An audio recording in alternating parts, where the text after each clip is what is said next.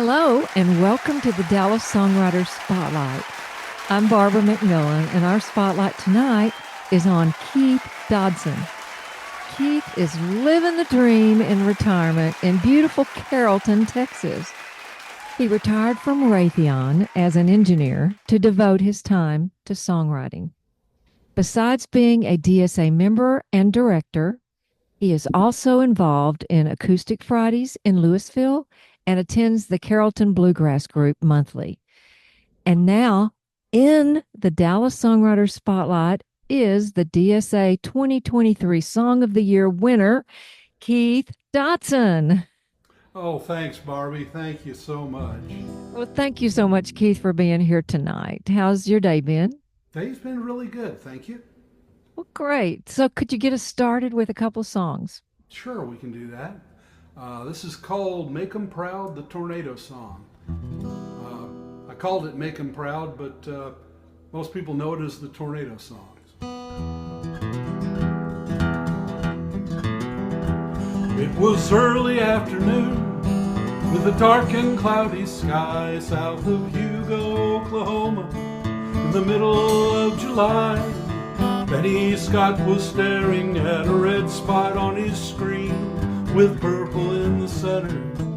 The sight looked really mean. If he could get there in 2 hours, he might catch an awesome sight of it crossing Lake Eufaula in the early evening light. Perhaps an EF5 tornado reaching to the ground, ripping up the real estate and throwing it all around. He wasn't seeking thrills, he only wanted to make them proud, to be the front runner to those monsters from the clouds, chasing all the storm fronts out on those open plains, hoping the folks in Hugo would recognize his name.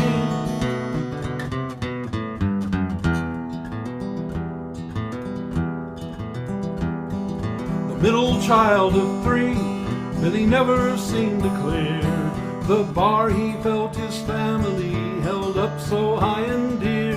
Little brother was an athlete, high school football star. Big sister was in med school, she was really going far. Well, he thought he was and also ran, a man who never won, 'cause Benny never led the pack at anything he'd done. Then one day on the TV screen, saw that fateful show, people running around the country chasing tornadoes.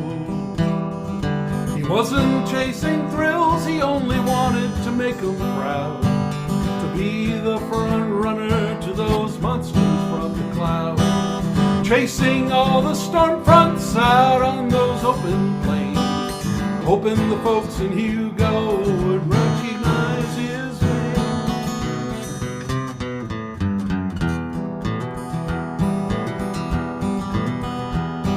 Well, he loaded up his gear and he started on his drive. He got there around 4:30, the storm front came at 5. He hoped to take photographs like no one has before.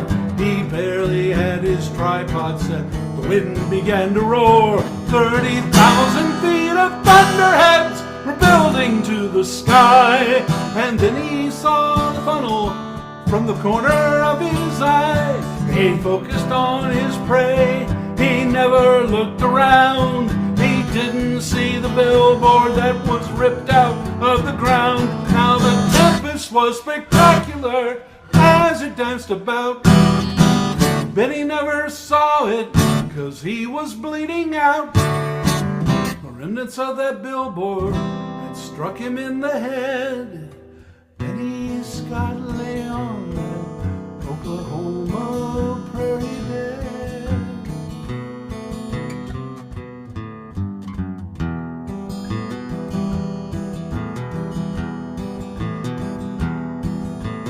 Back down south in Hugo, family and friends had gathered there to mourn the news of Benny's tragic end. Why did he have to run away and chase that old cyclone? Did he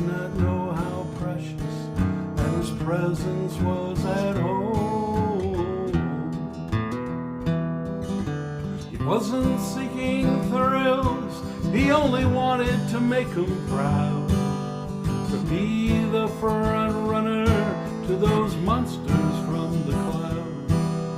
He didn't know the love he craved was there all the time. The ones he left behind him, well, they were like his own gold mine. Oh, the love he craved was there all of the time.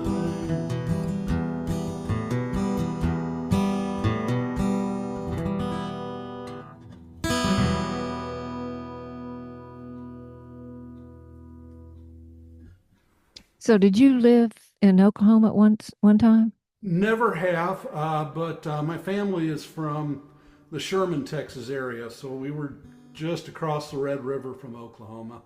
We've got family and friends up there, so. Oh, but wait a minute. I thought, were you born in Asheville? I was born in Asheville, North Carolina. I'm about the first person in my family that was not born in Texas. Oh, My great-great-grandfather came to Texas when he was 9 years old, which would either be the last 2 months of the Texas Republic or the first 10 months of statehood. So we go back a ways. hmm. So where did you get the idea for the story? I got this idea from the story. I was at a songwriting workshop, and the exercise was to flip through a magazine, find a title in there, and write a song based on the magazine title. I came across a thing that said The Front Runner in the New Yorker magazine. It was about some political contest somewhere, but I don't read the New Yorker, I just look at the cartoons. But I thought Front Runner, the intention was to write a humorous song. I mainly write humorous material.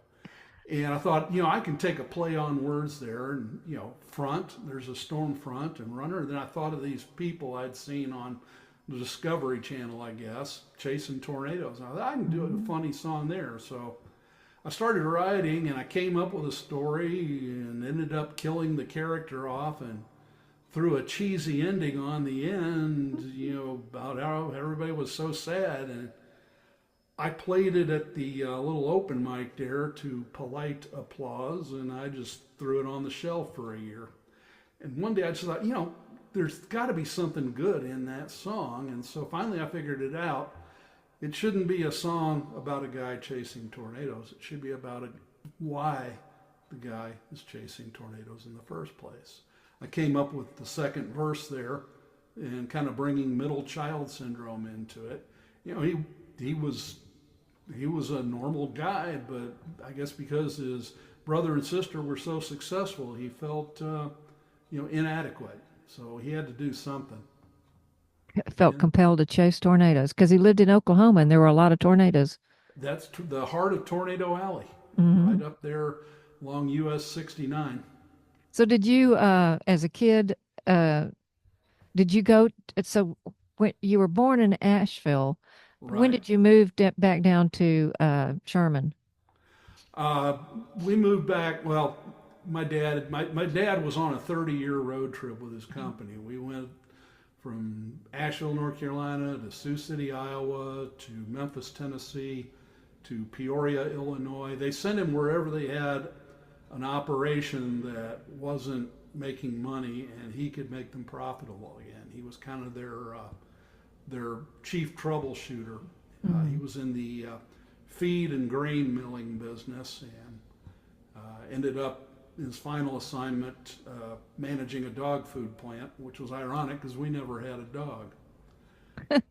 But so I actually was the first one in the family to move back to Texas. Oh Then yeah. So mom and have you dad, mom and dad returned 5 years later when dad retired. so have you ever spent any time at Lake Eufaula? Driven past it many times. It's if you've driven up US 69, you hit the beginning of Lake Eufaula, and then you keep crossing the Keep lake crossing it. mile Yeah, after that's mile. right. I think it's 20 miles Yeah, long or it's a something lot. It's a like that. great. I love the lake. It's a beautiful It's a lake. beautiful country Hmm. up in there. It I have really never is. actually been on the lake, but and I just thought that would make a good spot. You know, photographically, if you get up there around the town of Canadian or Eufaula, there's a little overlook on the lake. I thought that'd make a great shot for a tornado if there was one coming by there. Mm-hmm. Now, I was just up there a few weeks ago, and one thing I noticed, there's a flaw in my song because there aren't any billboards on there. So.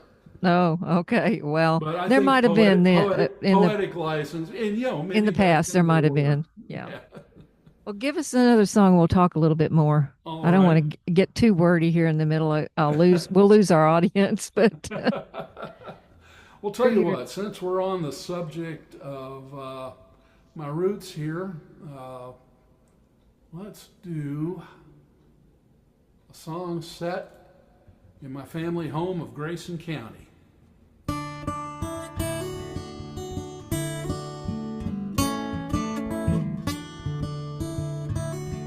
Just coming back from fishing down the old North Ida Road.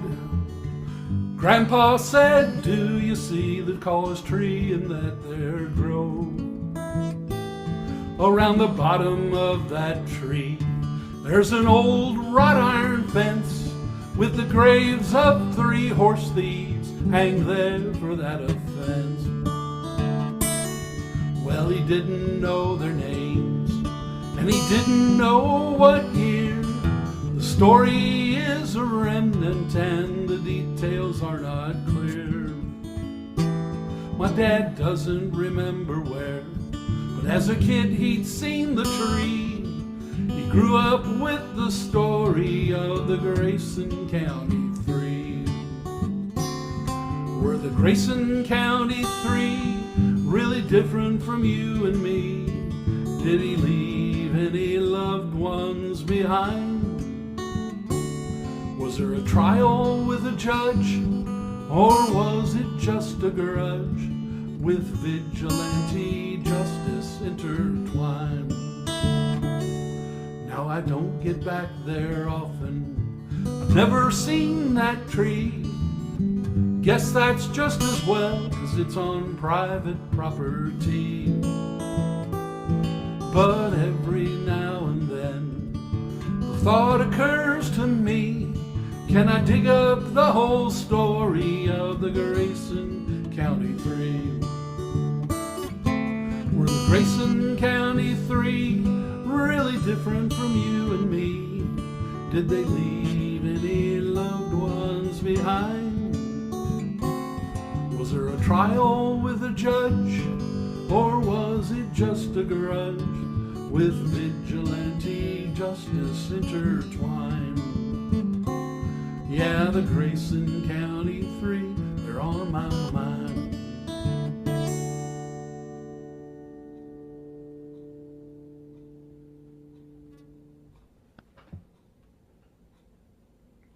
well, all right. So how long did you stay in Asheville? I think I was 2.5 years old when we moved to Iowa. Okay, so you probably don't know anybody who was actually part of that disaster that just happened. I might know descendants of those. It's possible. I know that where our house was, we were way up on Bowcatcher Mountain, so it wouldn't have been a problem. We were at the top of the hill on the street, so it wouldn't have been a problem. Oh, really? I thought the hills washed away and Well, stuff there. if you're down in the gullies, but we were actually up on the ridge, Okay.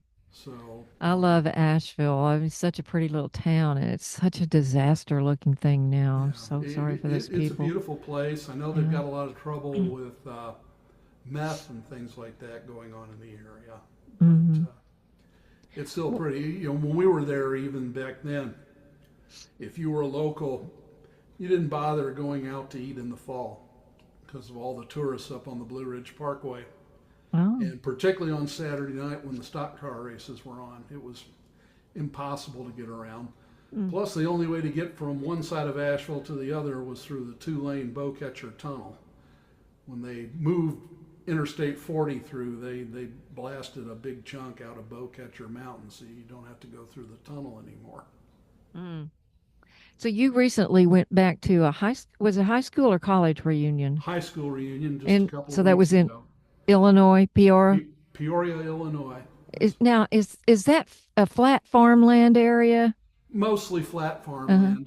The Illinois River goes through there, so along the river there's some really beautiful scenery, and the city sits up on a bluff overlooking uh, Lake Peoria.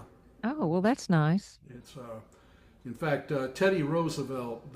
I went and grabbed a sandwich, which I used to do back in the day when I was doing odd jobs, and I went up on Grandview Drive and just sat there and watched the boats out on the lake. Hmm.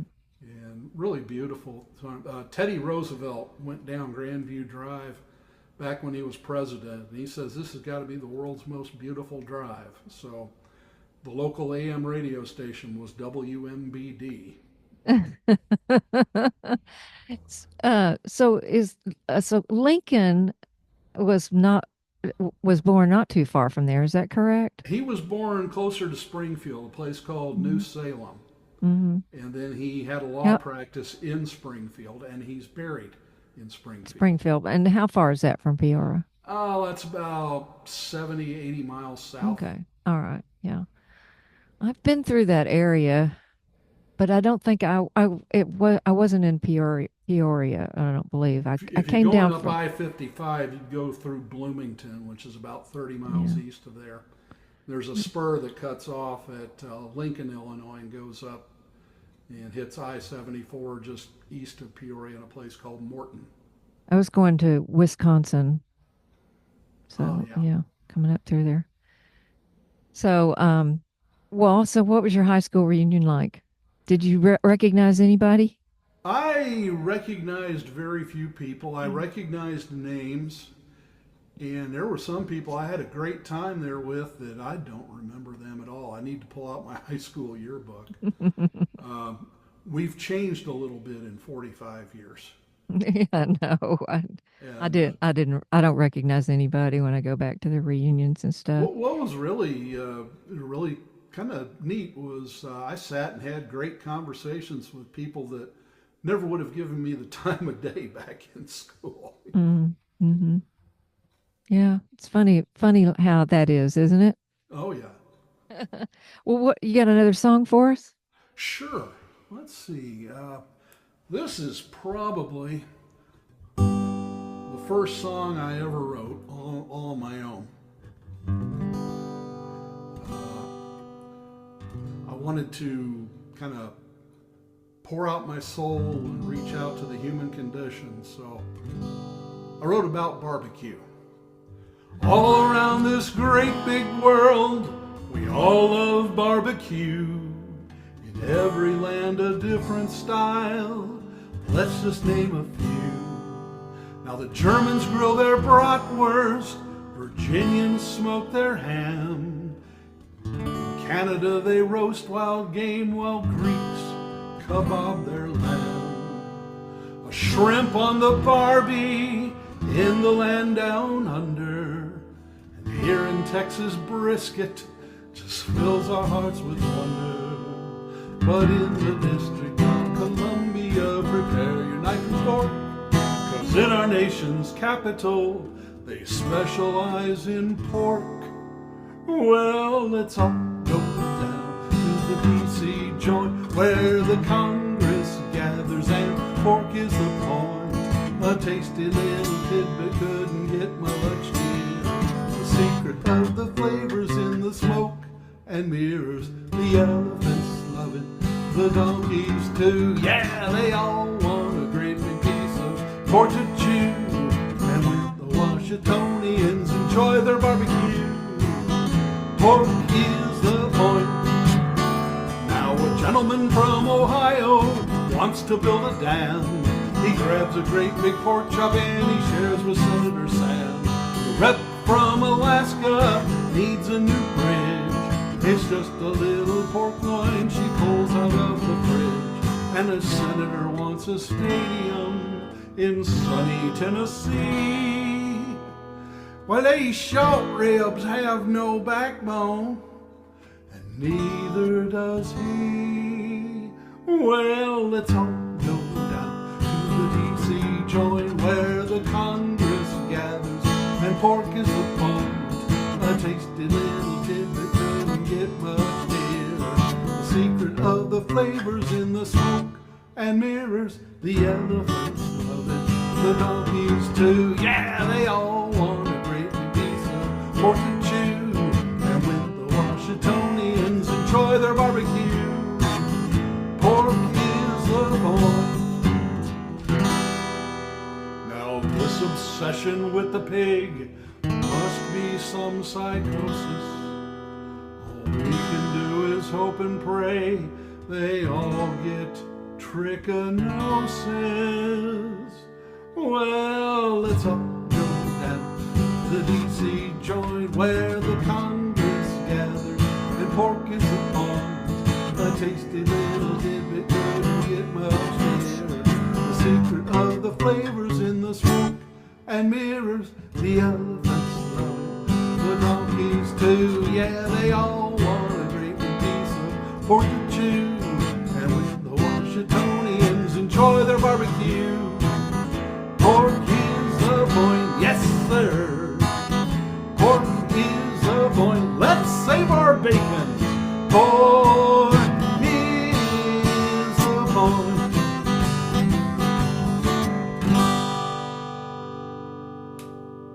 My name is Keith Dodson, and I have approved this message. So I've never heard of this institute that you went to for college, Rose Holman Institute of Technology. Where is that? That is in Terre Haute, Indiana, kind of in along the Wabash River, right on the Illinois-Indiana border. It's a small private engineering school. At the time I went, it was about 1,100 students. They've added on, and now they're about 1,800 students, all engineers, scientists, or mathematicians. So we were a rather nerdy lot. But it's a very prestigious small school. U.S. News and World Report ranks it #1 among all engineering schools that do not offer a PhD program. And that's been for, I think, 16 years in a row now. Wow. So you went there because you knew you wanted to be an engineer. I knew from 8th grade I was going to be an engineer. They sent a counselor down from the high school to help us select our first classes for high school. And he looked at me, he looked at my grades, and said, "Looks like you're going to be an engineer." Oh, you didn't take the test like Harry talks about the test that he took? Later on, I took the what's called the JETS Engineering Aptitude Survey, and I scored 99th percentile in every category except verbal, which was 90%. So I think it was destined for me to be an engineer. Yeah. And I mean, I've always loved to tinker with things, take them apart, eventually learn to put them back together too. I can imagine your mother coming into your room and your radio is all apart, right? And you're just yelling at you to put it back together. On more than one occasion. And then my dad would get upset because I'd put it back together and it worked better than it did before I played with it. So did you get a job automatically when you graduated there, or I got a job offer right on the school's average starting salary with Texas Instruments, which is where I wanted to work. I wanted to be in Texas. Mm-hmm. Texas was always home. We never lived anywhere long enough to really consider any place home. And I spent my summers out on my grandfather's farm. Mm. Yeah, so you lived in Richardson then? You moved after college? I've lived in Carrollton now for 42 years. I worked at the Louisville plant. Oh, okay. I didn't know they had anything in Louisville. I had no idea. They did. They had just built the plant. It was, I think, 1.4 million square feet. It was mainly used for missile production. It was the Defense Systems Division. The defense had stuff in Louisville, Denton, McKinney, Plano, and a few other places. They sold the Defense Division in 1998 to Raytheon, where they were wanting to go all in on the chip business and ignore anything else. And there was a big defense industry consolidation going on. So Is that how you got to Raytheon? that's how I got to Raytheon. I didn't have to move. They just changed the sign out the front door. And Wow. That's so incredible. I worked for 39 and a half years, essentially with the same company. Huh. Well, so have you been songwriting and playing music all these years or? I've been in music since before I can remember. Back when I was a kid, children's choir at church was a bigger deal than it is today. Today they just get together every few weeks and sing along to an accompaniment track. But we learned how to read music. We learned various instruments, at least about the various instruments. And in elementary school, I was selected for the orchestra and played violin for 3 years. Then when I got to junior high, I changed schools and they didn't have an orchestra, so I traded my violin for my first acoustic guitar. I've been playing it off and on for a little over 50 years now. So, Well, all right. now songwriting came a lot later. Songwriting came, I guess, about 12 years ago or so. Uh-huh. Uh, Okay. I played a lot of bluegrass music. I had signed up to go to Gerald Jones's acoustic music camp down in Arlington. I was gonna study banjo under Sia Cherry Holmes, who was a member of one of the hottest family bluegrass bands around at the time. But I was trying to move a washing machine, and I did something to a muscle in my back, and I collapsed to the floor. I could not lift a banjo at all. I could barely lift the guitar. I could hold a mandolin, but I couldn't really strum it with all that I would need to study a mandolin course. So I went on the website to see what I needed to do to get my money back, and I saw they had a songwriting track. And so I thought, well, I'll give that a try. I've already paid for it. And man, I fell in love with it. That is an incredible story. I can't believe it. That's amazing. And I'd always my father was a world-class storyteller. I mean, he didn't compete. Well, actually, he did when he was with Toastmasters, but he could tell a good story. And so I guess I got a little bit of that in me. I was always playful with words. Because I wasn't writing serious essays and stuff like that, I figured, well, I'm not a writer. Well, turns out, there's different kinds of writers. And Yeah, so that's where you get your storytelling from, your dad? that's from my dad, yes. All right. Well, give us another song. Tell us another story. Okay, this one, let's see.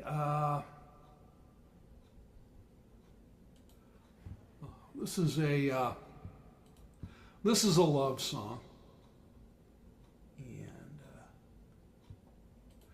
it's a love song for the modern age. Let's see.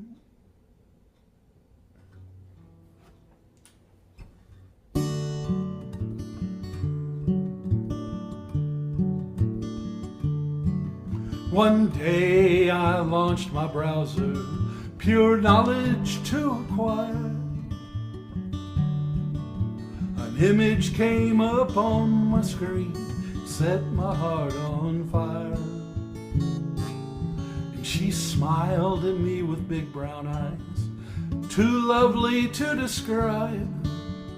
And she asked me to like her, and also to subscribe. She's the girl of my dreams. I saw her on the net. Well, it started with a Facebook meme, the subject I forget. Now she shows up everywhere, cat videos and spam. She's recommended by YouTube. Follow her on Instagram. Well, I really just had to meet her. I clicked to find her store. I bought 3 t-shirts and a mug, a tote bag and much more. But to a message down below, my lovesick eyes were drawn. To really get to know me, please join my Patreon. Well, she's the girl of my streams. I saw her on the net. Well, it started with a Facebook meme, the subject I forget. But now she shows up everywhere, cat videos and spam. She's recommended by you too. Follow her on Instagram.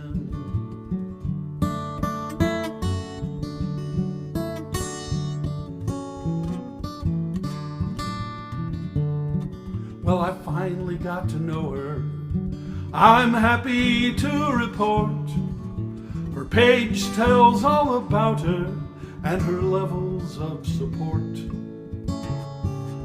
And for inside information and exclusive streams deluxe, I can join her inner circle 1 month for $30. She's the girl of my streams. I saw her on the net. Well, it started with a Facebook meme, the subject I forget. But now she shows up everywhere, cat videos and spam. She's recommended by you too. Follow her on Instagram. I'll follow her on Instagram and Twitter, that's X now, and WhatsApp, and Facebook, and YouTube, and TikTok. Girl of my streams.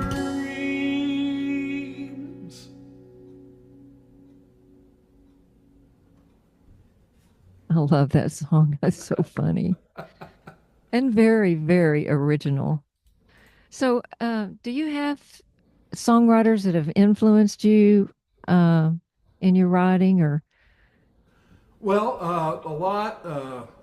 I really enjoy the works of Tom T. Hall and Roger Miller, and You like the funniness of Roger Miller, right? the The funniness, comedy. yes. Yeah.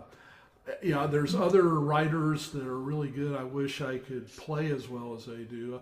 These days, I listen to a lot of Coulter Wall and Charlie Parr, who's a blues acoustic and folkish singer-songwriter out of Minnesota, and he plays a lot of good stuff. You've got some bluegrass influences too, don't you? I do. There are times when I find myself morphing into Lester Flatt's voice. When I first started playing guitar, we listened to a lot of Chris Christopherson and what would eventually become outlaw country. And then one day my guitar buddy came in and says, "You need to listen to this." And he played me some Flatt and Scruggs, and I was just blown away. And I've been into that ever since. And it's a real accessible music. There are a lot of places that where you can go for jams. I think probably more than anything, all I did for a long time was just go to bluegrass jams. Mm-hmm. And then, fortunately, through Dallas Songwriters, I've found some other venues and got hooked up in the Acoustic Friday Circle, which gears more towards the folk and blues and pop stuff. And so it's kind of fun there because I get to expand beyond. In fact, I'm really enjoying kind of playing out beyond bluegrass right now. Mm-hmm. So bluegrass is easy to jam to because there are few chords and the songs are all old standards that everybody knows. Everybody knows, and if you don't know it, you can learn it soon. And there's always a guitar player you can look at to get the chords. I mean, it's just there's old standards everybody knows, and if not, there are some fake books out there that you can use, and a lot of them are just basically G, C, and D. Yeah. And some of them will go down to the flats 7. Right. So if you're in key of G, they might use an F chord, regular major F chord or whatever. Yeah, occasionally they'll do that, and so if you got a capo and you know the key of C and the key of G, you can play most bluegrass songs. There's an occasional E minor in there, and occasionally that F chord. If it's I'll go beyond my what my real knowledge, but there's a lot of stuff in Mixolydian mode, so you'd have that F major chord in a key of G song. Yeah, right. So you play a little bit of mandolin, a little bit of banjo. A little bit of mandolin and a lot less of banjo. I used to be better at the banjo, but I just haven't gotten it out of the case much. And I need to do that. I'm a firm believer if you've got an instrument, it should be played. So I've actually got a song I've written that I'll probably be recording. Now, I'd like to have got it in for the November critiques, but there's no way because I'm going to try to play banjo on it. It's a little gospel tune based on the story of the sower of seeds from the Bible. Mm-hmm. Well, do you have another song for us now? Yeah, let's do. This is one I think I wrote this year. Yes, wrote it this year.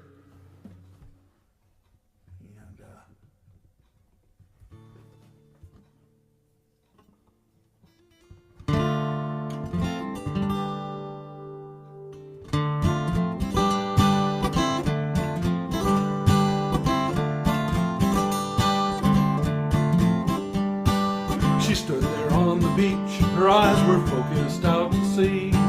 Had something on her mind, wasn't sure if it was me. I asked her what was wrong, dear, she said don't know how to go. The horizon is so hazy, there's so much that we don't know. She said, babe, we gotta look toward our future. Gotta search beyond the distance we can see. I said the present's where we're at, we can't be ignoring that. Instead of the horizon, wish she had her eyes on me. Well, how can you just stand there and not feel the same way? How will we get along then with our meager pay? Can we handle anger when we should disagree? Are we gonna have children and how many should there be? She said, babe, we gotta look toward our future. Gotta search beyond the distance we can see. I said the present's where we're at, we can't be ignoring that. Instead of the horizon, wish she had her eyes on me. I said, just like a shipwreck when abandoning your craft, don't let yourself sink down while you're looking for a raft. It's true we need to have our goals guide us on the way. We gotta make it through the now to get to in that day. She said, babe, we gotta look toward our future. Gotta search beyond the distance we can see. I said the present's where we're at, we can't be ignoring that. Instead of the horizon, wish she had her eyes on me. Wish she had her eyes on me. Wish she had her eyes on me.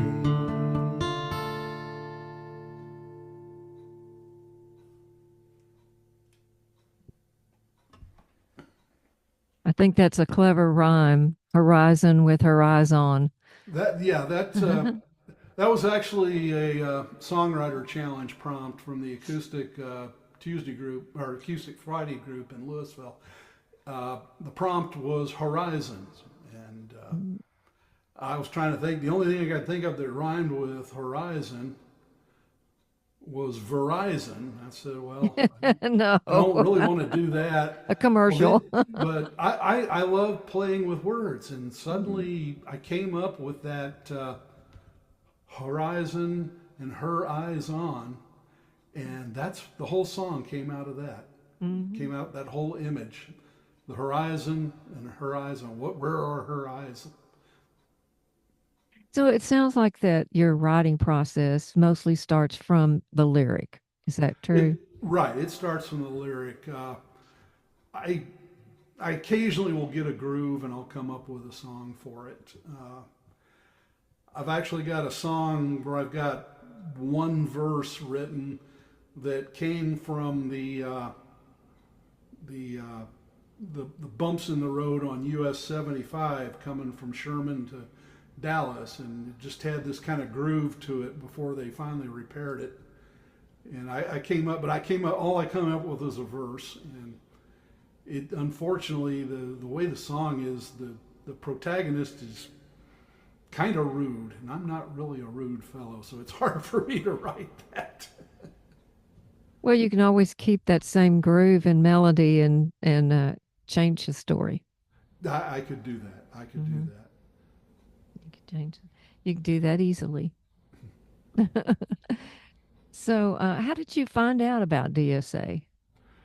I was out at I think I was at at Guitarlington one year, and I met Harry there, and I said, man, I didn't know there was an organization like you. I'd really like to join. I signed up, and I took the information sheet. I went to the website, and the website was it didn't respond the way I thought it ought to, and I didn't think it had gone through. So I said, well, I'll try again some other time. Well, then a year later, I got a renewal notice. I guess it went through. I'd better start participating.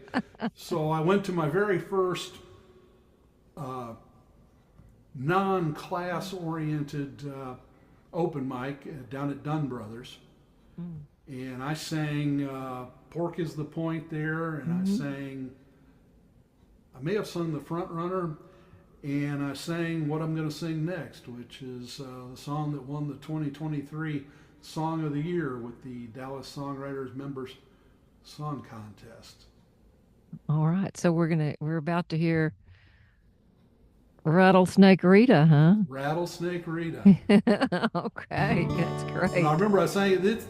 Since then, it has changed some. I've changed the chord structure of the chorus based on some feedback I got from DSA, and I changed the bridge entirely, not only to do a more interesting chord structure, but also because the bridge is kind of where the peak of the excitement and the romance builds, and I had a descending line at the end of it, and I thought, well, that doesn't really work, so I've rigged it up to where now the melody is kind of rising as the love story is rising.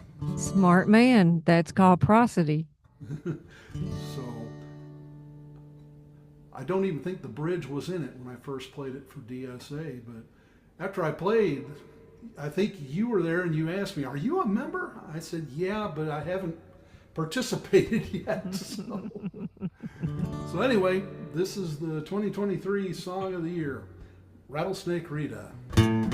Rattlesnake Rita was a cattleman's daughter. She danced with a rattler. She found near Sweetwater, strutting the stages of the great Lone Star State. But dancing with a diamondback is dancing with fate. Now dance, Rita, dance. You know it seems such a strange circumstance. You look so demure with your reptile vision, but you're taking a terrible chance. Yes, you're taking a terrible chance. Dimebox Danny fell in love with sweet Rita. He saw her on the stage, he just had to meet her. He's But at the stage door that very same night, when Rita saw Daddy, it was love at first sight. Now sway, Rita, sway. Oh yes, it looks like true love's come your way. But a serpent gets jealous when you're out with other fellas. He can come back and bite you someday. Yes, he'll come back and bite you someday.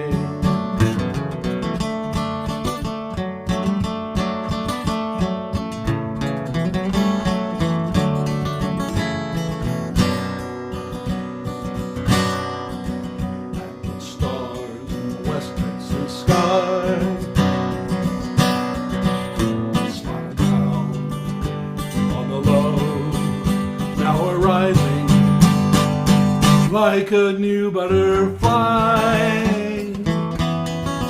Oh, they strolled down the lane. That viper was quicker, wrapped round Rita's leg just to try and clip her. Rita, she stumbled, she fell on her fanny, and as she went down, that old snake bit poor Danny. Now cry, Rita, cry. Oh dear Lord, don't let poor Danny die. Toxic old venom, well, it was already in. He was bound for the sweet by and by. Yes, he's gone to the sweet by and by. Well, that is the end of this tragic little story. Rita's in mourning, and Danny's gone to glory. And of that Ophidian, the people did dread. Well, they grabbed that slimy varmint and they cut off his head. Now learn, Rita, learn. Oh, these toxic relationships burn. It's all black and white with companions that can bite. Some bridges you just have to burn. Oh, Rattlesnake, Rita, some bridges you just have to burn.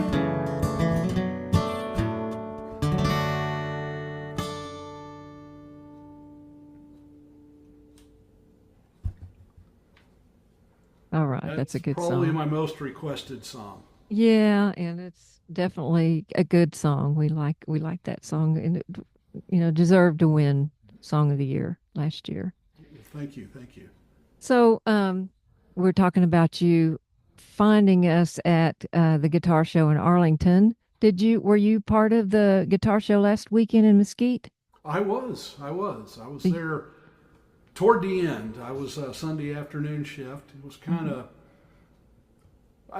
We talked to I think 3 or 4 people, but we still got quite a few interested names. So hopefully we'll pick up a few members there. And So we had a booth there again. We try to have our booth there at the Arlington. I mean let's see, Three Amigos, or is right, that right? Three Amigos. just amigos.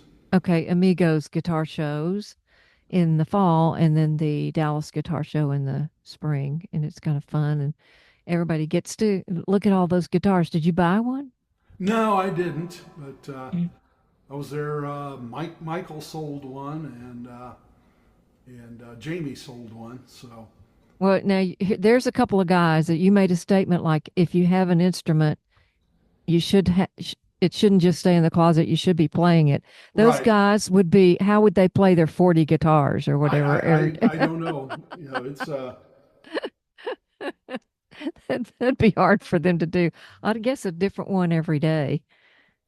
as long as you play it, as long as you're playing regularly. But Yeah. me, I kind of put the bluegrass instruments aside when I started songwriting because I wanted to build up my guitar skills, Mhm. and because it's really kind of hard to do solo singer-songwriter stuff with a mandolin. It can be done, Mhm. but it's more of A band, a group kind a of fill-in instrument. kind of instrument. Yeah. Mhm. Yeah. So sometimes at the song circles, I'll take the mandolin and Mhm. play a little diddly stuff behind other people's songs. Well, did you see anything at the guitar show that you would want to buy? I've been looking for a resonator guitar. I knew it. I I knew it. I've been wanting. I've been wanting to. I've played several biscuit bridge style resonator, which is probably what I'll eventually get. Now, But I've been what wanting. is I've a been biscuit bridge style? okay. The What is biscuit that? bridge. There's three basic kinds. There's the spider bridge, which is mainly instruments like dobros, and it's the cone is kind of convex this way or Okay. concave, Yeah. and then it's got this eight-legged spider that goes around the edges that the bridge fits on, and that Okay. transfers the energy to the cone.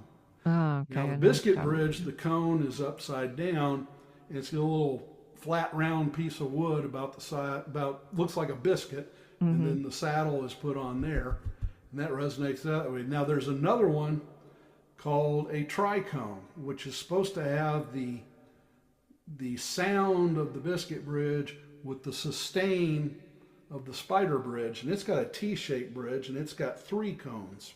about. I've been wanting to try one, but every time I find a tricone, it's what they call a square neck, which is the one designed to lay in your lap, and Yeah. I'm wanting something that's got a round neck. So I saw a tricone, but it was a square neck. So Okay. Huh. Okay. Oh, that's interesting. So you'll be looking. You're going to keep looking. I'll keep looking. Hmm. There's no hurry. Well, that's good. So, d do you do any co-writing? I'm trying to think. I don't think I Uh, remember you co-writing with anybody. Have you? I have not done any recently. My first songwriting workshop, when my back was hurting, we wrote two songs together as a class, and they were turned out to be some pretty good songs. I still perform them. I'm reluctant to record them because we had an agreement that all the members of the class would get full credit for any song we came up with. The Mhm. problem is nobody recorded all the names, so Uh, I've I got like see. 5 names on 2 of these songs that came out of that class that I play. Hmm. But there's probably, a good 7 or 8 other people that deserve to be on the list. So I'm reluctant to record it. So you're just co-writing with groups and not with individuals. Right. I have not, I've had some people express interest, but uh, it's never come to fruition. It's, Mhm. I'm kind of a shy guy. You'll need to kick me, but I'm willing to do it. Um, so you would be willing to co-write if I the would. if the opportunity came its way. I Right. see. Yeah. So do you have another song for us? Sure. All Let's right, see let's here. This is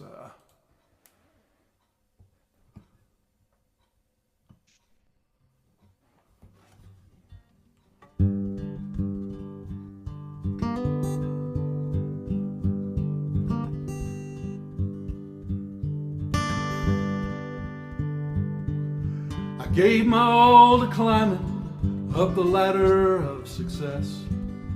Got knocked down at every rung, just weren't my time, I guess. I tried to slay the giants, but they slew me, I confess. So I chucked it all and went my own way. Well, you may say I'm aimless, I say that's a plus. 'Cause when you're going nowhere, you're always on the right bus. And if you're thinking to yourself that I'm cantankerous, well, you need to walk a mile in my blue.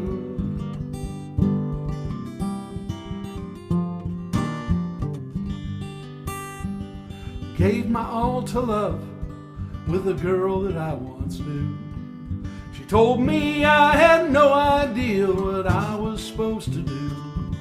She laughed and ran away. Yeah, she left me feeling blue. So I chucked it all and went my own way. Well, you may say I'm aimless, I say that's a plus. 'Cause when you're going nowhere, well, you're always on the right bus. And if you're thinking to yourself that I'm cantankerous, well, you need to walk a mile in my blues.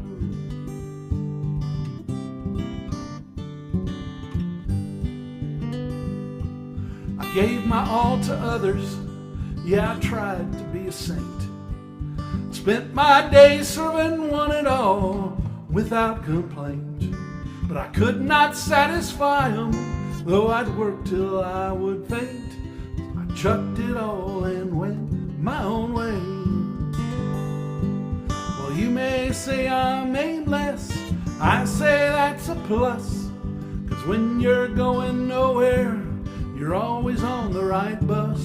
And if you're thinking to yourself that I'm cantankerous, well, you need to walk a mile in my blues. Yeah, you need to walk a mile in my blues.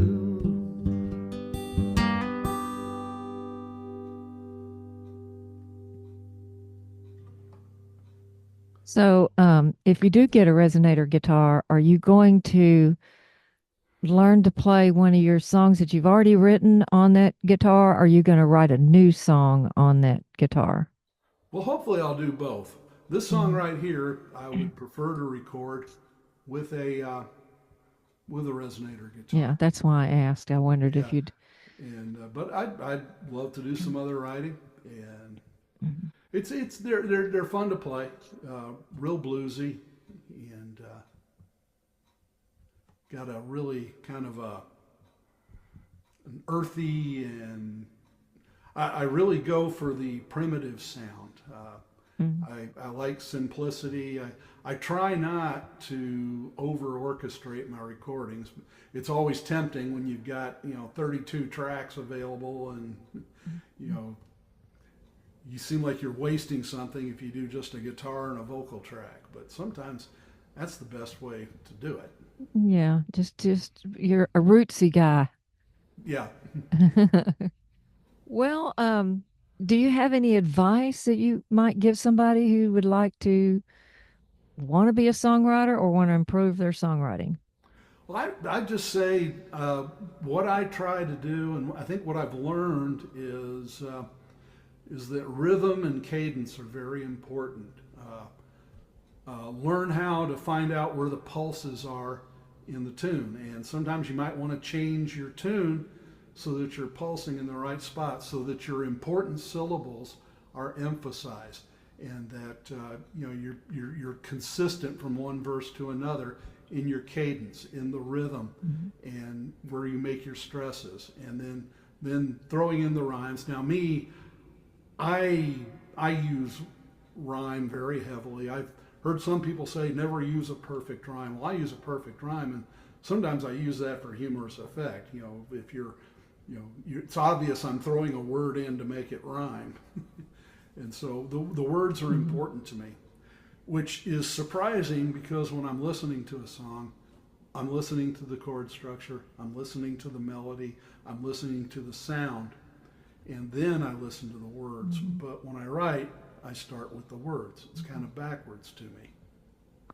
Some very good advice, though, about the meter of the lyric and keeping it the same, and emphasizing the important syllables so that the listener can actually understand what you're saying when they're Right. listening to the song. So because you're saying the important syllables. Right. So good advice. So do you have one last song for us? I think it's about time for us to close. And if you want to Yeah. close out with a song. I'll close out with a song that I was reminded of it when I did my high school reunion here. But I always give the caveat when I start this song is that it is a work of fiction, and any resemblance to any former 1970s high school student is purely coincidental. and I hope you believe me here.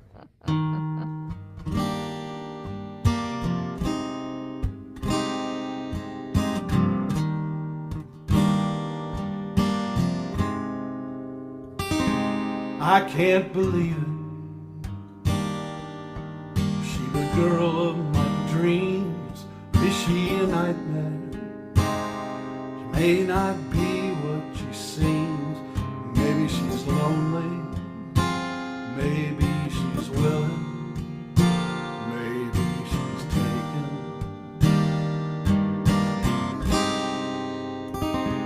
How to approach her,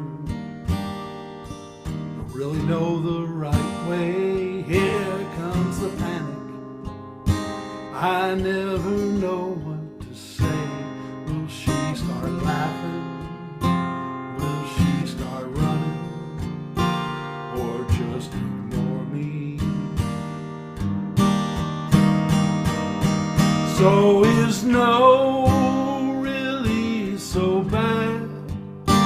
It's the fear I've always had, but the fear of no is certainly less than the fear she might say yes.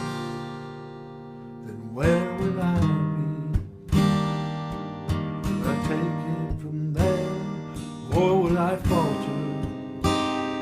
Man, I don't have a prayer.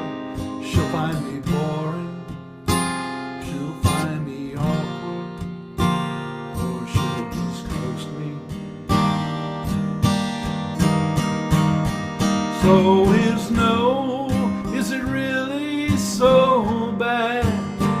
It's the fear I've always had, but the fear of no is certainly less than the fear she might say yes. Well, there she goes now. Yes, I missed my shot. It's getting to me. You know it happens a lot, just like the last time. She gave me no time. Well, maybe next time. Yeah, maybe next time.